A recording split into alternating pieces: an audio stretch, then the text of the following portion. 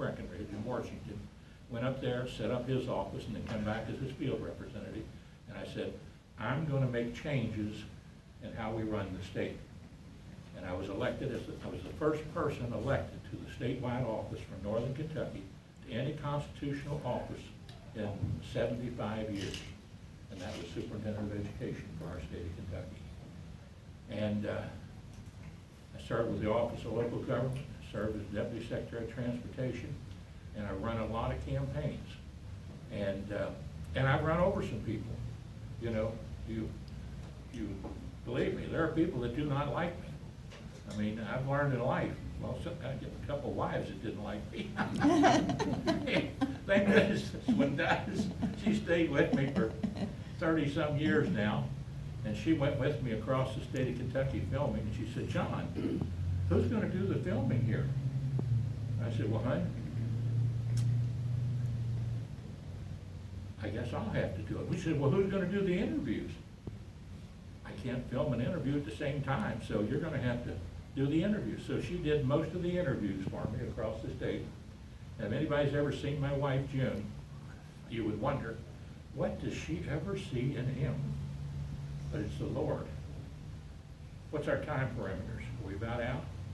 Yeah. About out? Mm-hmm. Before you're out, Yes. we have your opinion about this. You have a lot of politics that you have knowledge about. What do you think about the Twitter that come out from Mr. Trump? The way I figured out, he cut all the media. He threatened people, whether to or not, we don't know. Now, how you gonna work with that to make people understand, is that true or not? And the media don't have any voice in that right now, you bypass the media. Well, there's two ways to look at that. And I tried to study that quite a bit. I don't know him personally, but I do know Mike Pence personally. And I do know a fellow by the name of Dr. Ben Carson personally. And when Ben stepped in to go with Trump, that was a big sign for me, because I know Dr. Carson is a very honorable man. And so is Mike Pence. Now, I didn't know Donald Trump, but I did all the research on his whole background the best I could do. On his tweeting ability, you always have to remember this. Donald Trump really isn't the power. Now, I'm going to be honest with you here. Stover. He really isn't the power. The power that he has is in the movement that was started. There was a movement afoot, and I can tell you how I know it was afoot, because when the first campaign even started, I went to the old funeral home down there in Pendleton County, southern Campbell County. My niece had passed away, and I'd taken care of her the last 3 years of her life, Cindy Stephenson. She's about 52, terribly scarred as a child from a fire. And I set up all the funeral arrangements for her, for my brother, who was too ill to do it, his wife. And so I was down there, and they knew me from politics, and they said, John, what are you going to do in the presidential race? And I said, I'm more interested in finding out what you're going to do. And, you know, remember, the good Lord gave us 2 ears and 1 mouth. It's better to listen twice as much as it is to speak. And I said, what are you all going to do? And he said, well, you know, that's strange you ask. He said, People's Funeral Home is where it was. He said, John, we have a coffee clutch here at the funeral home from people around the community.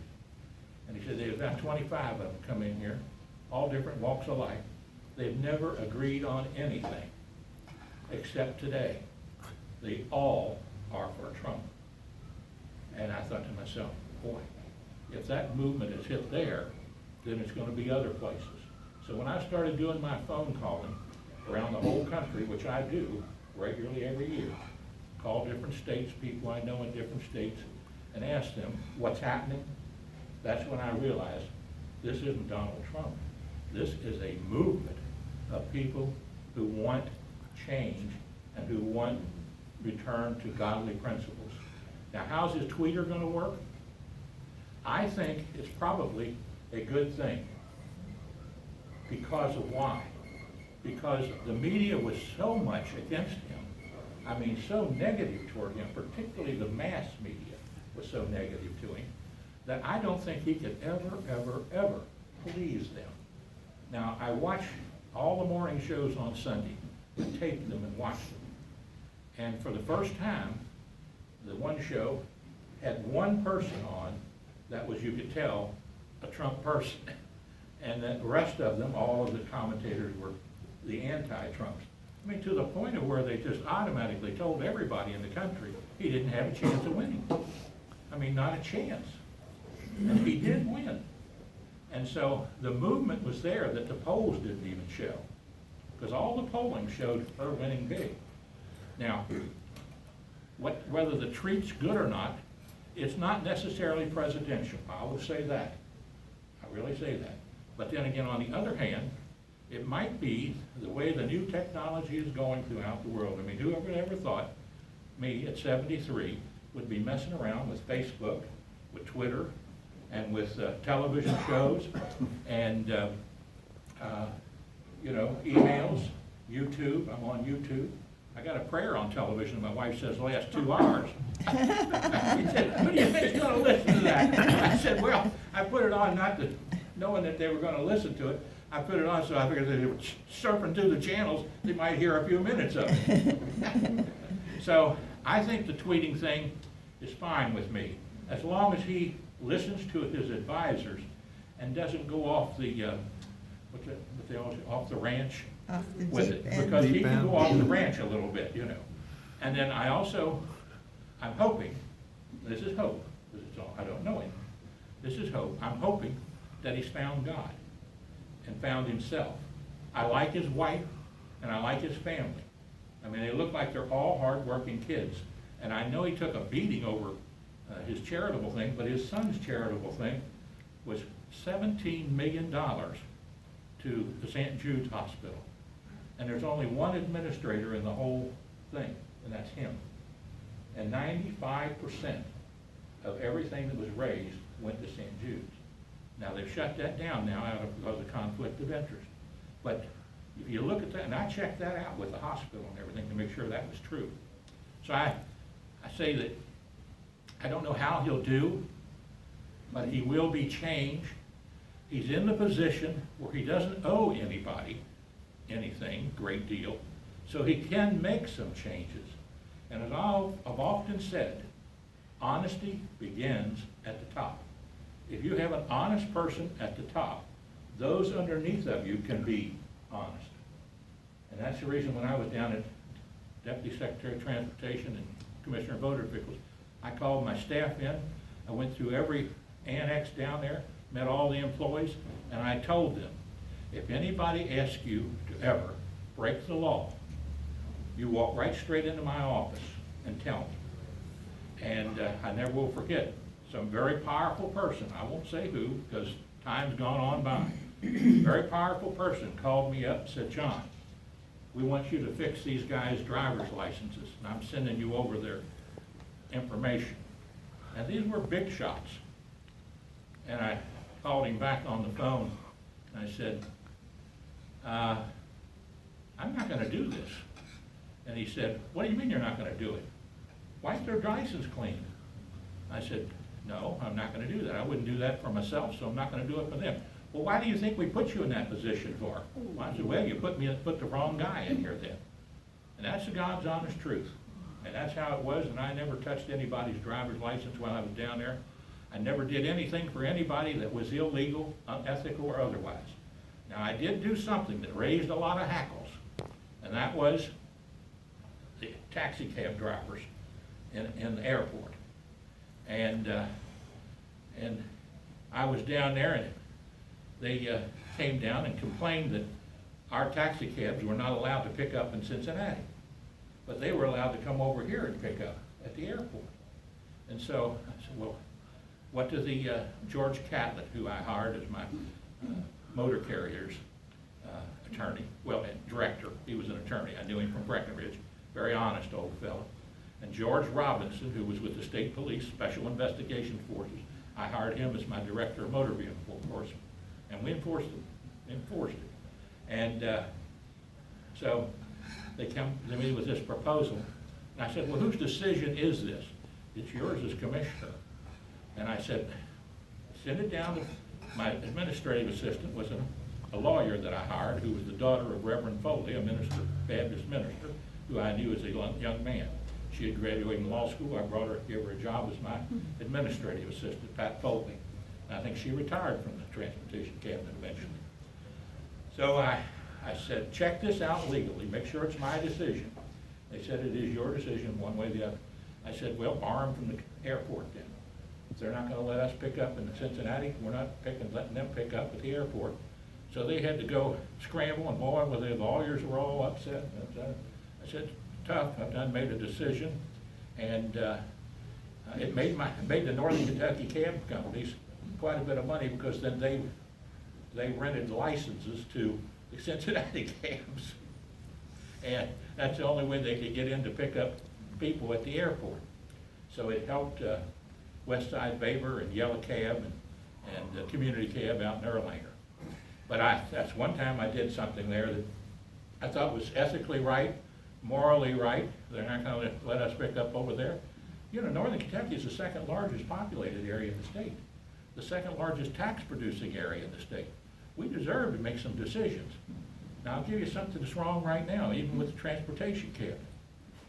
My brother, who's 82 years old, I went down to them, and I encouraged him to give up his license while he was in the rehab center, until he could get his faculties back, until he could get his health back.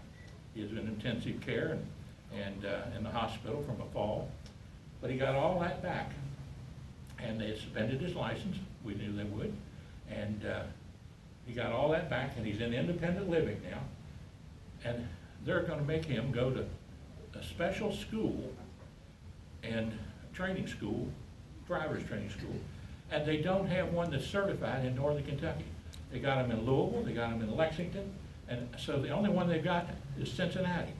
I have to go over there and pay somebody $300, an extra $50 to come over here to Erlanger to give him this special test on cognitive skills and eye test. He's always been approved by the VA's eye thing, and his doctor said he's okay to drive again.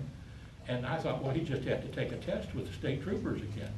No, he's got to take all this training or testing, and it cost him $350 plus another $40 to get a one-day license. Then it goes back to that hearing for them to still make a decision.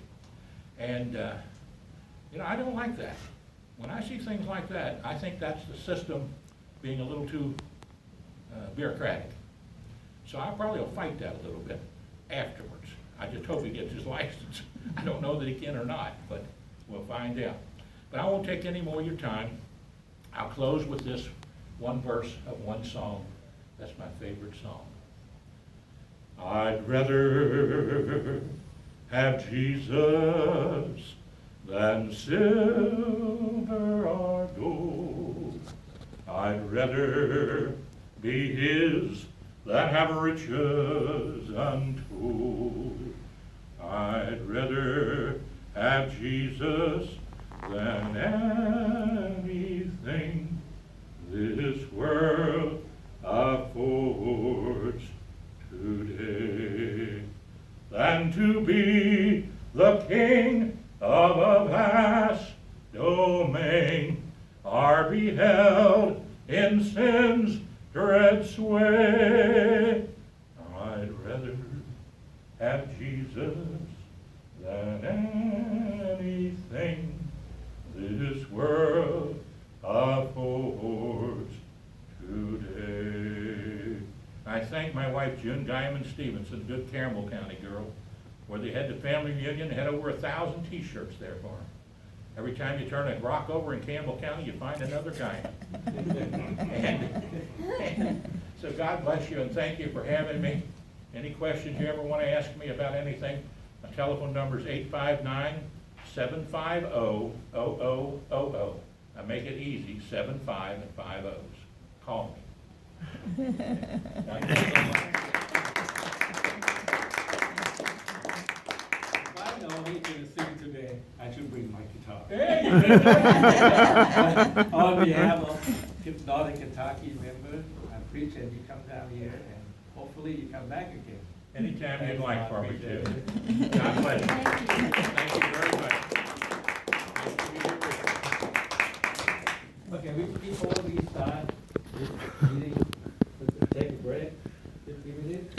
I wanted to do Zoom then, but I didn't know how to do that. I can do either way. Did a beautiful job.